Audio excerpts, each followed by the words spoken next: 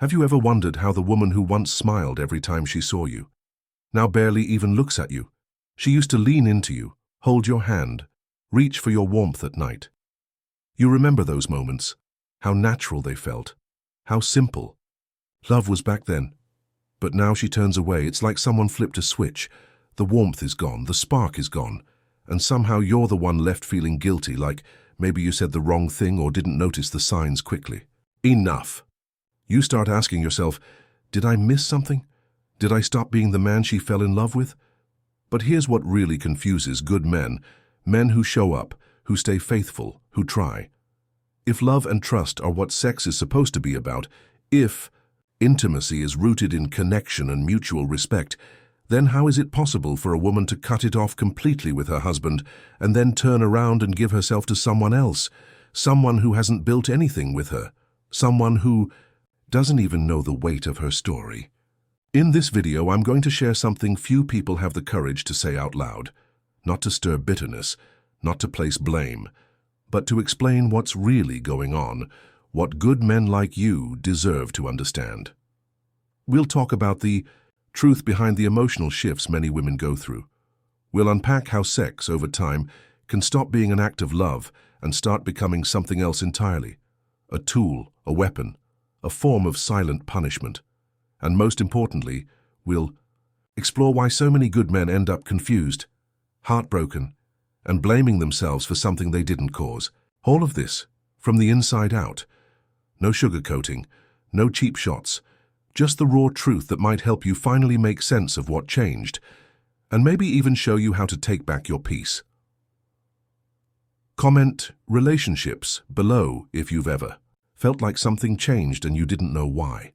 I read every comment, and I want you to stay with me until the end, because there's a part of this story most people overlook. A moment of clarity that could help you understand not just what happened, but what to do next. The moment it all changed probably didn't happen with a big blow-up or some dramatic fight. In fact, it likely came quietly. You didn't see it coming. There was no shouting, no slammed doors, just this subtle shift in the air. One day, she smiled a little less. Her laugh didn't sound as full. The kisses grew shorter. The touches came less often. And eventually they stopped altogether, not just physically but emotionally. The woman who used to lean into your side during a movie now sits at the far end of the couch. The goodnight kiss feels more like a routine than a connection. You start to wonder, what changed? Did I miss a sign? And that's when the self-doubt creeps in. You blame yourself, you try harder. You ask her what's wrong and she either shrugs or says, I'm fine. But deep down, something's not fine. And here's the truth. Most men over 50 rarely hear her. This shift wasn't always because of you. Some women begin to shut down not because they've stopped loving you, but because they never learned how to love themselves when the excitement wore off, when real life set in. She might be battling feelings she doesn't even understand. Resentments, regrets, disappointments that go all the way back to who she thought she'd become and what she thought marriage would feel like. But instead of working through those feelings, she quietly pulls away. Not because she's cruel, but because she's lost and doesn't know how to ask for help without feeling weak or exposed. Sex is one of those things we, as women, often describe in idealistic terms. We say it's about love, about trust, about emotional connection, and for many women it can be. But what we don't talk about enough, what we hardly admit even to ourselves, is that sex can also turn into something else entirely. Sometimes it becomes a bargaining chip, a tool we use to feel in control when life feels out of control, when we feel like we're not being heard, when our expectations of marriage don't match reality, or when we've built up unspoken resentments that we never work through. We don't always come to our partners with vulnerability. Instead, we hold back, we retreat, we create emotional distance, and physical distance soon follows. And it's not always because of something you did wrong. In fact, many times, you're doing the best you can. But we start believing a different story, the one in our heads that says, he should make me happy. When that happiness doesn't show up, we assume you're the problem. That's when sex shifts. It's no longer an act of closeness. It becomes a quiet punishment. We won't raise our voices. We won't throw things. But we'll withhold ourselves in a way that cuts deeper. Because now it's not just about feeling rejected, it's about feeling unwanted by someone who promised to be our partner. And sometimes, without even saying a word, we let you feel the full weight of that disappointment while keeping the reasons locked up inside. Some women don't just pull away, they drift. Quietly, gradually, they start looking elsewhere for what they feel is missing inside themselves. And it's not always about sex. In fact, more often than not, it's about something far less physical and far more emotional. It's about attention. It's about that flutter of being desired again, of hearing someone say, "You're beautiful," or "I can't believe your husband doesn't appreciate you." That kind of flattery hits deep when someone's been feeling invisible in their own home. So when they meet someone, sometimes even another married man, they lean in. They tell themselves, "He listens to me. He really sees me." But what they don't realize is this new man is often hurting too. He's just as disconnected from his own marriage, just as lost in his own confusion. What begins between them isn't love.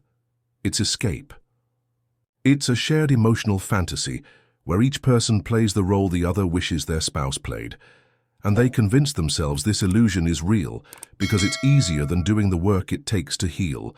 So when she comes back to you and says she felt unseen, unheard, unloved, it's not that you stopped loving her. It's that somewhere along the way she stopped being able to love herself. And instead of looking inward, she went looking outward. Because facing your own emotional wreckage is much harder than blaming the person beside you. Have you ever sat across from your wife as she told stories about her past? The ex-boyfriend who mistreated her, the man before you who was selfish, cold, maybe even cruel. She might have called him a narcissist, said he never really loved her, claimed he broke her trust and made her feel worthless. And you, hearing all of that, felt like the safe harbor. You were the one who listened, who stayed, who didn't raise your voice or walk away. She may have even told you that you were the only one who ever truly cared, and maybe you believed her. Why wouldn't you? But here's a hard truth that's not easy to say out loud. Sometimes that story isn't the whole truth. Sometimes it's just a version that helped her feel less guilty about how she felt. It's not that her ex was perfect, not at all. But over time, if she never faced the emotions buried inside her, hurt, regret, shame, or disappointment, those feelings twisted the memory into something more useful. They gave her someone to blame. And when those unresolved emotions show up in your marriage, you might get blamed too, without ever really knowing why. Because it's easier to rewrite the past than take a long, honest look at the present. When you stood at the altar and said, "I do," you meant every word. You weren't just saying yes to the good times, you were signing up for the tough seasons too. The hard conversations, the unexpected struggles, the growing pains that come with building a life together. You understood that real love takes effort, that it changes shape over time but becomes deeper when it's nurtured through storms, not just sunshine. But for some women, especially those who carried emotional wounds into the marriage, that vow meant something different. They weren't thinking about year 5 or year 15.